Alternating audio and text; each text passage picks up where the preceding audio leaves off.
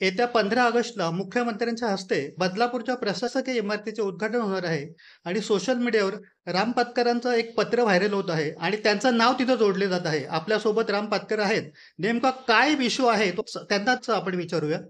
Sir, काय आहे? Social मीडियावर एक पत्र व्हायरल होत आहे आणि त्याच्यात तुमचं नाव कुठेतरी जोडलं जात आहे. नेमका हा काय प्रकार आहे? असं आहे की हे पत्रक मुळात मी छापलेलं नाही आणि माझ्या कुठल्याही मित्रमंडळाने छापलेलं नाही. माझ्या मित्रमंडळाने कोणी छापलेलं नाही, मी छापलेलं नाही. मी नगराध्यक्ष असताना साधारण असे पत्र गौतम गायकवाडच्या नावाने छापत होते आणि माझी त्यावेळेस खूप बदनामी करत होते. आता कोणाची तरी काठीने दुसऱ्याचा साप मारायचा असा प्रयत्न चालू आहे. राहिला विषय की ते पत्रक तुम्हाला सांगितलं की मी छापलेलं नाही आणि मी अशा प्रकारचं करत नाही आणि मला जर काही एखादा विषय मांडायचा असेल, माझी नाराजी असेल, तर मी सर्व प्रेस कॉन्फरन्स घेऊन विषय मांडतो. त्यामुळे हा पहिला सगळ्यात महत्त्वाचा म्हणजे पत्रकाच्या बद्दल मी कोणी छापले असेल, तर त्यांना त्याचा शोध घ्यावा आणि त्यांना काय बोलायचं शासन करायचं तर करावं. तो मी काय छापलेला नाही. राहिला विषय की प्रशासकीय इमारतीचा विषय आहे. तो काय करावं? मी स्वतःच काल मुख्याधिकाऱ्यांना सांगितलं, की प्रोटोकॉलचं पालन करा.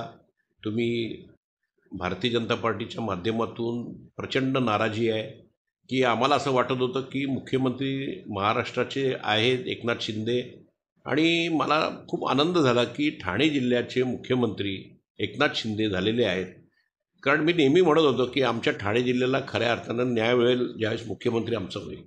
आणि ते आपल्याकडे येत आहेत तर त्यांचं स्वागत आपण केलं पाहिजे असं मी सगळ्या भारतीय जनता पार्टीच्या सर्व कार्यकर्त्यांना आवाहन करतोय. राहिला विषय भारतीय जनता पार्टी आणि शिवसेना युती आहे.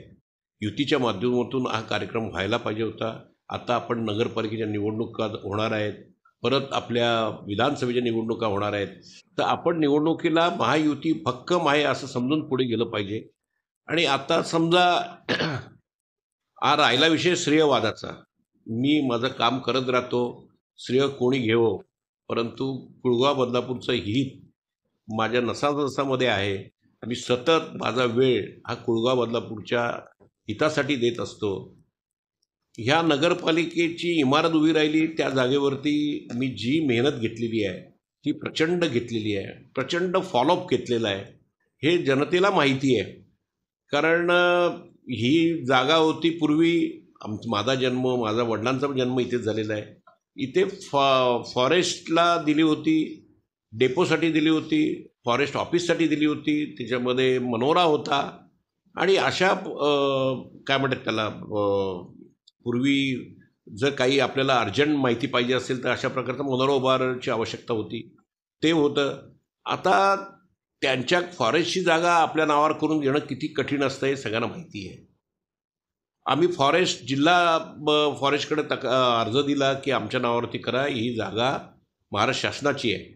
त्यांनी नाही म्हणून सांगितलं, निकाल नाही दिला, आमच्या विरोधात दिलं. आम्ही गव्हर्नमेंटकडे गेलो, गव्हर्नमेंटने पण सांगितलं की नागपूरला गेलं, नागपूरहून गव्हर्नमेंटकडे गेलं. गव्हर्नमेंटने सुद्धा आम्हाला खूप त्रास दिला, तरीसुद्धा फॉलोअप केलं आणि ते पत्र आम्हाला दिल्लीला पाठवलं. दिल्लीला गेल्यानंतर दिल्लीला खऱ्या अर्थानं आज आडवाणींची आम्हाला आठवण होते. आडवाणी साहेबांनी मला त्यावेळेस खूप मदत केली. आडवाणीचा सेक्रेटरी जो होता तोच फॉरेस्टचा सेक्रेटरी होता. त्यांना भेटलो, त्यांनी आम्हाला VIP ट्रीटमेंट त्यावेळेस दिली आणि त्यांनी संध्याकाळपर्यंत ही जागा फॉरेस्टची नाही, ही महाराष्ट्र शासनाची आहे अशा प्रकारचं पत्र दिलं. आम्ही खुशीत आलो आणि इकडे आल्यानंतर आम्ही इकडे जे फॉरेस्ट मिनिस्टर सेक्रेटरी होत्या कैलासवासी नीला सत्यनारायण, त्यांनी हेअरिंग दिलं. त्यावेळेस सुद्धा आपले अधिकारी होते. त्या हेअरिंगमध्ये त्यांनी आमचं म्हणणं मान्य केलं, ही जागा महाराष्ट्र शासनाची आहे, फॉरेस्टची नाही. अशा प्रकारचं फॉरेस्टचे मंत्री त्यावेळेस पाचपुते साहेब होते. त्यांनी गेली 8, 9, 10 महिने आम्हाला फेऱ्या मारायला लावला. ते फाईल दाबून ठेवली होती. त्यावेळेस आमच्या विरोधी पक्षात होते, राष्ट्रवादीत होते. आणि मग मी त्यांना सांगितलं की तुम्ही नाही दिला तर ठीक आहे, मी कोर्टातून घेऊ. मग कोर्टात आम्ही गेलो. कोर्टाने आम्हाला आदेश दिला.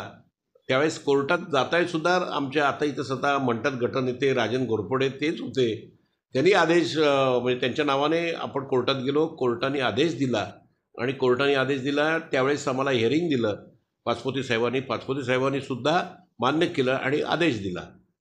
आणि इथे जी इमारत होती ते म्हणाला आम्हाला ऑफिससाठी पैसे लागणार आहेत, 88 लाख रुपये आमच्याकडून भरून घेतले. आम्ही एवढ्या कठीण परिस्थितीसुद्धा त्यावेळेस 88 लाख रुपये भरले.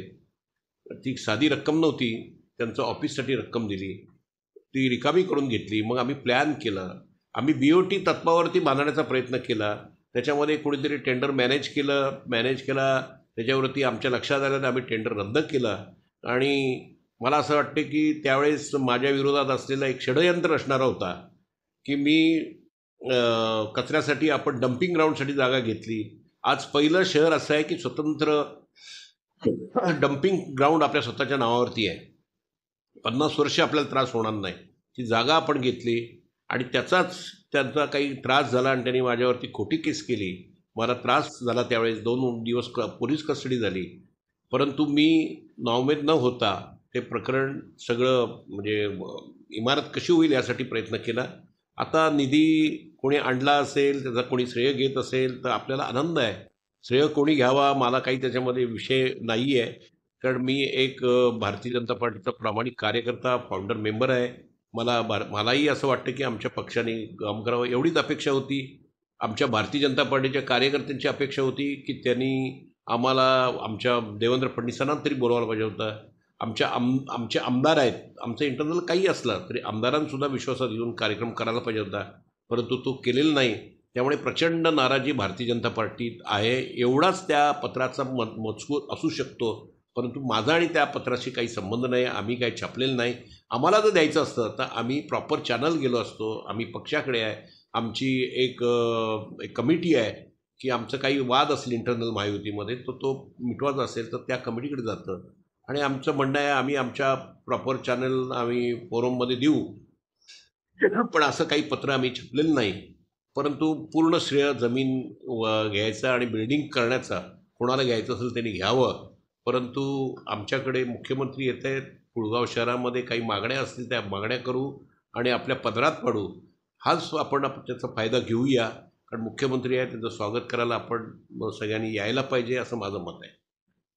प्रशासकीय इमारतीच्या सर्व प्रक्रिया आपण पूर्ण केलेल्या आहेत, मात्र अद्यापपर्यंत आपल्याला निमंत्रण मिळालेलं नाही. यात काय तथ्य आहे?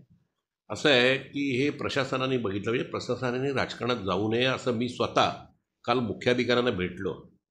आणि शेवटी आम्ही राजकीय कार्यकर्ते आहोत आणि मी मान आणि सन्मानपेक्षा माझं मी कुळगाव बदलावरती प्रचंड प्रेम करतो. त्याच्यामुळे मुख्यमंत्री येणार आहेत, त्यांच्या स्वागतासाठी आपण जाऊ. परंतु कुठेतरी मनामध्ये खंत राहील, हे प्रशासनाने लक्षात ठेवावं. माझं कलेक्टर साहेबांना विनंती आहे की अशा प्रकारच्या ज्या पत्रिका छापलेल्या आहेत त्या चुकीच्या आहेत, हे प्रोटोकॉलप्रमाणे नाहीत. आपण तातडीने बदल करावा, अन्यथा मी कार्यकर्ते शेवटी नाराज आहेच, हेच मी तुम्हाला सांगू इच्छितो. कुठेतरी मनामध्ये खंत राहील अशी खतखत भारतीय जनता पक्षामध्ये आहे. रवींद्र थोरात, आपला भारत न्यूज, बदलापूर.